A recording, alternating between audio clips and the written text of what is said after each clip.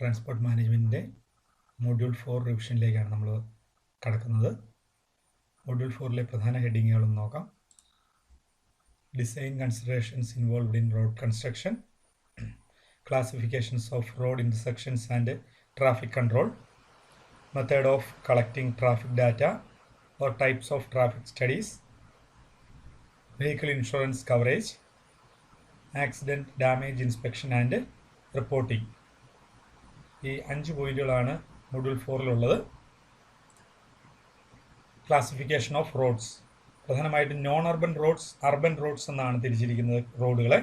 Non urban റോഡുകളിൽ തന്നെ 5 sub divisions ഉണ്ട്, അർബൻ റോഡുകളിൽ 4 സബ് ഡിവിഷൻസ് ഉണ്ട്. ഇത് പഠിക്കേണ്ടതാണ്. റോഡ് ജോമെട്രിയിൽ പ്രധാനമായും 5 പോയിന്റുകളാണുള്ളത്. Cross sectional elements, horizontal alignment, curves, super elevation, gradients. ഇത് ഈ ഒരു റോഡിൻ്റെ കട്ട് സെക്ഷനിൽ കാണിച്ചിട്ടുണ്ട്. ഇത് ക്രോസ് സെക്ഷണൽ എലമെന്റ്സ് ആണ് പ്രധാനമായിട്ട് ഇതിനകത്ത് ഇവിടെ ചിത്രീകരിച്ചിട്ടുള്ളത്. എന്താണ് ക്രോസ് സെക്ഷണൽ എലമെന്റ്സിന്റെ പ്രധാന ഭാഗങ്ങൾ നോക്കാം. റൈറ്റ് ഓഫ് വേ, നമ്മൾ കഴിഞ്ഞ തൊട്ടുമുമ്പുള്ള ഇതിൽ കണ്ട ഈ പടത്തിൽ കണ്ട കാര്യങ്ങൾ തന്നെയാണ് നമ്മളിപ്പോൾ പറഞ്ഞുകൊണ്ടിരിക്കുന്നത്. Right of way, road way width, width of carriage way, shoulder width, camber. ഈ 5 പോയിന്റുകൾ ക്രോസ് സെക്ഷണൽ എലമെന്റുകളിൽ വരുന്നതാണ്. ഹൊറിസോണ്ടൽ അലൈൻമെന്റിലെ സൈറ്റ് ഡിസ്റ്റൻസ് തന്നെ 3 ടൈപ്പ് ഉണ്ട്. Stopping sight distance, overtaking sight distance, intermediate sight distance. ഈ 3 രീതിയിലുള്ള സൈറ്റ് ഡിസ്റ്റൻസുകളും ആണുള്ളത്. സൈറ്റ് ഡിസ്റ്റൻസിൽ ഹൊറിസോണ്ടൽ അലൈൻമെന്റിന്റെ രണ്ടാമത്തെ point ആണ് horizontal curves. Simple curve, compound curve, reverse curve, transition curve. Horizontal അലൈൻമെന്റിന് 2 കാര്യങ്ങളാണുള്ളത്, സൈറ്റ് ഡിസ്റ്റൻസും ഹൊറിസോണ്ടൽ കർവ്സും. ഇതിൽ തന്നെയുള്ള സബ് ഡിവിഷൻസ് ഉണ്ട്. അടുത്തത് super elevation is nothing but banking of curve. ഒരു കർവിന്റെ ഔട്ടർ സൈഡ് ഉയർത്തി വയ്ക്കുന്ന ആ ഒരു പ്രക്രിയയാണ് സൂപ്പർ എലിവേഷൻ എന്ന് തന്നെ പറയുന്നത്. പടം കാണിച്ചിട്ടുണ്ട്. അഡ്വാൻറ്റേജ് എന്താണെന്നുള്ളത് 3 പോയിന്റുകൾ തന്നിട്ടുണ്ട്. അടുത്തത് വെർട്ടിക്കൽ അലൈൻമെന്റ്, വെർട്ടിക്കൽ കർവ്സ്. അത് 2 രീതിയിലാണുള്ളത് പ്രധാനമായിട്ടും. സമ്മിറ്റ് കർവും വാലി കർവും. സമ്മിറ്റ് കർവ് ഇവിടെ പടം തന്നിട്ടുണ്ട്, വാലി കർവ് ഇവിടെയും തന്നിട്ടുണ്ട്. വാലി എന്ന് പറയുമ്പോൾ താഴത്തേക്ക് ഇറങ്ങി വരുന്ന കർവുകളാണ്. സമ്മിറ്റ് കർവ് എന്ന് പ്രധാനമായും മുകളിലേക്ക് കയറുന്ന കർവുകളാണ്. വെർട്ടിക്കൽ ആയിട്ടുള്ള അലൈൻമെന്റ് ആണ് ഉദ്ദേശിക്കുന്നത്. അടുത്തത് ഗ്രേഡിയൻസ്. ഇതിന്റെ ഒരു ഡെഫിനേഷൻ ഇവിടെ തന്നിട്ടുണ്ട്. 2 മാർക്കിന് ചിലപ്പോൾ ചോദിക്കാറുള്ള ഒരു ഡെഫിനേഷനാണ്. പ്രധാനമായും ഗ്രേഡിയന്റ് 3 ടൈപ്പിലാണ്. Ruling gradient, limiting gradient, exceptional gradient. അതായത് ഹിൽ റോഡ് കൺസ്ട്രക്ഷൻ ആണ്. ഈ ഒരു ഫിഗർ വളരെ പ്രധാനപ്പെട്ടതാണ്. ഹിൽ റോഡ് കൺസ്ട്രക്ഷനിൽ ഈ പടം വരയ്ക്കേണ്ടി വരും. ഇത് റീറ്റൈനിങ് വാളാണ്. അതിന്റെ ബേസ്മെന്റ് ആണ് ഈ ഇവിടെ കാണിച്ചിരിക്കുന്നത്. റീറ്റൈനിങ് വാളിന്റെ മുകളിലായിട്ട് പാരപ്പറ്റ് വാളുണ്ട്. ഇത് റോഡാണ്. ഈ റോഡിനെ കട്ട് ചെയ്തിട്ടാണ് ഇവിടെ കാണിച്ചിട്ടുള്ളത്. റോഡിന്റെ ഒരു ക്രോസ് സെക്ഷൻ ആണിത്, റോഡാണിത്. റോഡിന്റെ സൈഡിലായിട്ട് ഡ്രെയിൻ ഉണ്ട്. ഇവിടെ ഈ സൈഡിലും ഡ്രെയിൻ ഉണ്ട്, ഈ സൈഡിലും ഡ്രെയിൻ ഉണ്ട്. വെള്ളം ഒഴുകി പോകുന്നതിനുള്ള, റോഡിൽ വരുന്ന വെള്ളം ഒഴുകി ഇങ്ങോട്ട് ചാടുന്നതിനുള്ള വഴിയാണ്. റോഡിൽ നിന്ന് പുറത്തേക്ക് തെറിച്ച് പോകാതിരിക്കുന്നതിന് വേണ്ടി പാരപ്പറ്റ് വാള് റീറ്റൈനിങ് വാളിന്റെ മുകളിലായിട്ട് പണിതിട്ടുണ്ട്.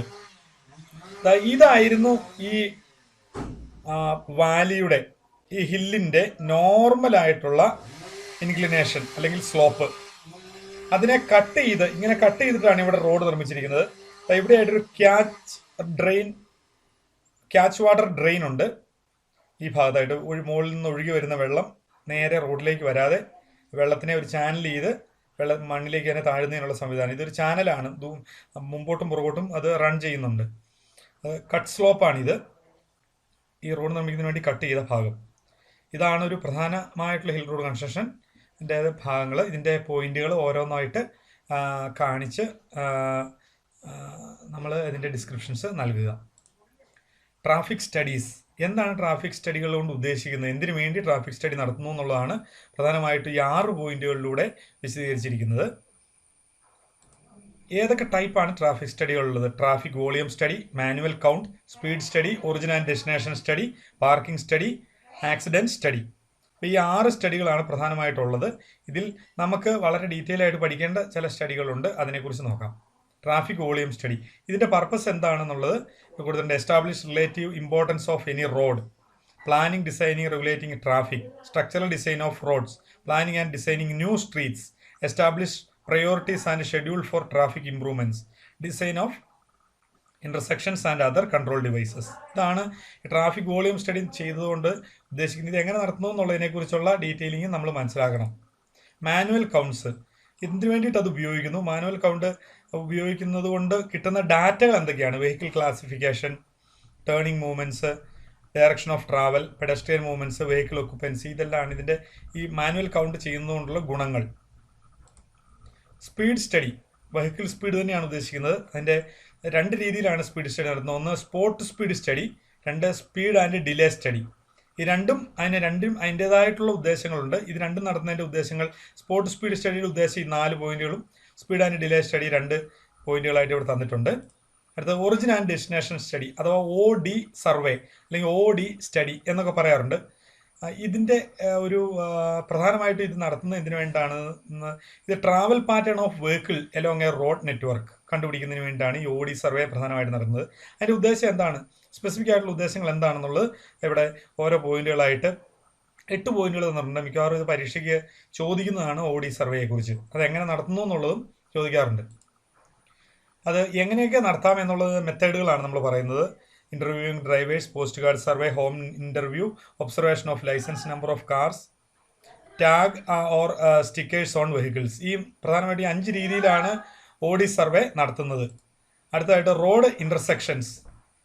ഒന്ന്, റോഡ് ഇന്റർസെക്ഷൻസ് പല രീതിയിലുണ്ട്. ആദ്യത്തേത് അറ്റ് ഗ്രേഡ് ഇന്റർസെക്ഷൻസ്, അതായത് ഒരേ ലെവലിലുള്ള റോഡുകൾ തമ്മിൽ കണക്ട് ചെയ്യുന്നതിന് വേണ്ടിയിട്ടാണ് റോഡ് ഈ അറ്റ് ഗ്രേഡ് ഇന്റർസെക്ഷൻസ് ഉപയോഗിക്കുന്നത്. അത് പ്രധാനമായിട്ടും അൺചാനലൈസ്ഡ് ഇന്റർസെക്ഷൻ, ചാനലൈസ്ഡ് ഇന്റർസെക്ഷൻ, 2 രീതിയിലാണ് ഉള്ളത്. റോഡ് ഇന്റർസെക്ഷനിൽ തന്നെ രണ്ടാമത്തെ ഭാഗമാണ് ഗ്രേഡ് സെപ്പറേറ്റഡ് ഇന്റർസെക്ഷൻ. അതായത് 2 ലെവലിലുള്ള റോഡുകൾ തമ്മിൽ കണക്ട് ചെയ്യാതെ 2 ലെവലിലുള്ള റോഡുകൾ തമ്മിൽ എങ്ങനെ ഇന്റർസെക്ട് ചെയ്യിക്കാതെ വിടാം എന്നുള്ളതാണ്. Intersecting road vase are placed at different levels.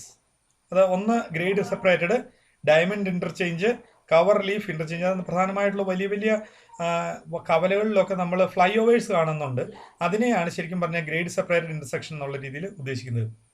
Traffic control devices, traffic islands, different types of traffic islands ഉണ്ട്. ഡിവിഷണൽ ഐലൻഡ് ഇതാണ്. ചാനലൈസിങ് ഐലൻഡ്സ് ഇതാണ്. റോട്ടറി ഐലൻഡ് ഇതാണ്. പെഡസ്ട്രിയൻ ലോഡിംഗ് ഐലൻഡ്സ് എന്ന് പറഞ്ഞാൽ പെഡസ്ട്രിയൻസിന് വേണ്ടിയിട്ട് മാത്രമുള്ള സെപ്പറേറ്റ് അവരെ ക്യാരി ചെയ്യുന്നതിന് വേണ്ടിയിട്ടുള്ള ഐലൻഡ്സും ഉണ്ട്. ട്രാഫിക് കൺട്രോൾ ഡിവൈസിൽ അടുത്തത് ട്രാഫിക് സൈൻസ് ആണ്. That we have already covered in module 1. Traffic signals, manual signal, fixed time signals, traffic actuated signals, flashing signals, ഇതെല്ലാം നമ്മൾ വിവിധങ്ങളായ റോഡിന്റെ ജംഗ്ഷനുകൾ കാണുന്ന സിഗ്നലുകളെ കുറിച്ചാണ്. അടുത്തായിട്ട് റോഡ് മാർക്കിങ്ങിൽ 4th വണ്ണാണ്. റോഡ് മാർക്കിങ്സ് പല രീതിയിൽ റോഡിൽ മാർക്കിങ്ങുകൾ കാണും. ഇതെല്ലാം ട്രാഫിക്കിനെ കൺട്രോൾ ചെയ്യുന്നതിന് വേണ്ടിയിട്ടാണ്. സ്പീഡിനെയും അത് ഉദ്ദേശിക്കുന്നുണ്ട്. അടുത്തത് functions of insurance corporation. Insurance കോർപ്പറേഷനാണിത്. അതായത് ജനറൽ ഇൻഷുറൻസ് കോർപ്പറേഷനെയാണ് ഇവിടെ ഉദ്ദേശിക്കുന്നത്. GIC എല്ലാ ഇൻഷുറൻസ് കമ്പനികളെയും നിയന്ത്രിക്കുന്ന ഇൻഷുറൻസ് കോർപ്പറേഷന്റെ പ്രധാനമായിട്ട് 8 ഫങ്ഷൻസ് ആണുള്ളത്. അതാണ് ഇവിടെ കൊടുത്തിരിക്കുന്നത്. അടുത്ത functions of general insurance company, അതായത് നമ്മളുടെ New India Insurance Company, National Insurance Company, Oriental Insurance Company, Bajaj അലയൻസിന്റെ ഇൻഷുറൻസ് കമ്പനി. ജനറൽ ഇൻഷുറൻസ് ആണ് ഉദ്ദേശിക്കുന്നത്. ഹെൽത്ത്, വെഹിക്കിൾ ഇൻഷുറൻസ് തുടങ്ങിയ കാര്യങ്ങൾ കൈകാര്യം ചെയ്യുന്നത്. ലൈഫ് ഇൻഷുറൻസ് അല്ല. ഇവരുടെ ഫങ്ഷൻസ് എന്താണെന്നുള്ളതാണ് 6 പോയിന്റുകൾ പ്രധാനമായിട്ടും കൊടുത്തിരിക്കുന്നത്. Definitions related to insurance policies. ഒന്ന്, എന്താണ് പോളിസി, അതിന്റെ ഡെഫിനിഷൻ എന്താണ്? ഇൻഷുറർ എന്ന് പറഞ്ഞാൽ ആരാണ്? ഇൻഷുവേർഡ് എന്ന് പറഞ്ഞാൽ ആരാണ്? തേർഡ് പാർട്ടി എന്ന് പറഞ്ഞാൽ എന്താണ്? നോ ക്ലെയിം ബോണസ് എന്ന് പറഞ്ഞാൽ എന്താണ്? ഏതൊക്കെ ടൈപ്പ് പോളിസീസ് ഉണ്ട്? Form A, form B. പ്രധാനമായിട്ടും ഫോം എ എന്ന് പറഞ്ഞാൽ തേർഡ് പാർട്ടി പോളിസി മാത്രമായിട്ടുണ്ട്. ഫോം ബി എന്ന് പറഞ്ഞാൽ ഫുൾ കവർ ഓർ കോംപ്രിഹെൻസീവ് കവറും ഉണ്ട്. ക്ലെയിം സെറ്റിൽമെന്റ് എന്ന് പറയുന്നത് ഒരു വാഹനത്തിൽ ഇൻഷുറൻസ് എടുത്തു, ആ ഇൻഷുറൻസ് എപ്പോഴാണ് നമ്മൾ ഉപയോഗപ്പെടുത്തേണ്ടത്, അല്ലെങ്കിൽ എപ്പോഴെങ്കിലും അപകടം ഉണ്ടായി കഴിഞ്ഞാൽ അതിനെ എങ്ങനെ ക്ലെയിം ചെയ്യാം ഇൻഷുറൻസ് കമ്പനിയുമായി ബന്ധപ്പെട്ട്. ക്ലെയിം എറൈസസ് വെൻ, എപ്പോഴൊക്കെയാണ് ഒരു ക്ലെയിം ഉണ്ടാകുന്നത്. അത് 3 പോയിന്റുകളുണ്ട്. ഈ 3 പോയിന്റുകൾ മനസ്സിലാക്കേണ്ടതാണ്.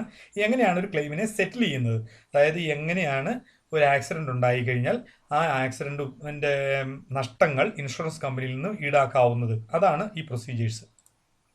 Motor accident claims tribunal MACT ഇത് ഒരു ഇൻഷുറൻസ് കമ്പനികളുമായിട്ടും ഇൻഷുറൻസ് കേസുകളുമായിട്ടും ബന്ധപ്പെട്ടിട്ടുള്ള ഒരു കോടതി തന്നെയാണ് MACT എന്ന് പറയുന്നത്. അത് speedy disposal of third party claims നടത്തുന്നതിന് വേണ്ടിയിട്ടാണ് ഇത് പ്രധാനമായിട്ടും ഫോം ചെയ്തിട്ടുള്ളത്. ഇതിനെക്കുറിച്ചുള്ള 4 പോയിന്റുകൾ പ്രധാനപ്പെട്ടതാണ്. 6 മാർക്കിന് ചോദിക്കുന്ന ക്വസ്റ്റ്യനാണ്. Accident data inspections and reports. എങ്ങനെയൊക്കെ നമ്മളൊരു ആക്സിഡന്റ് പറ്റിയൊരു വെഹിക്കിളിനെ ഇൻസ്പെക്ട് ചെയ്യണം, അവിടെ ചെന്ന് കഴിയുമ്പോൾ ആക്സിഡന്റ് പറ്റിയൊരു വെഹിക്കിളിന്റെ അടുത്ത് ചെന്ന് കഴിയുമ്പോൾ ഏതൊക്കെ പോയിന്റുകളിലൂടെ നമ്മൾ കടന്നു പോകണം, അതാണ് ഈ പോയിന്റുകൾ നൽകിയിരിക്കുന്നത്. ഇത് പരീക്ഷയ്ക്ക് essay ആയിട്ട് ചോദിക്കുന്ന ഒരു ക്വസ്റ്റ്യൻ ആണ്.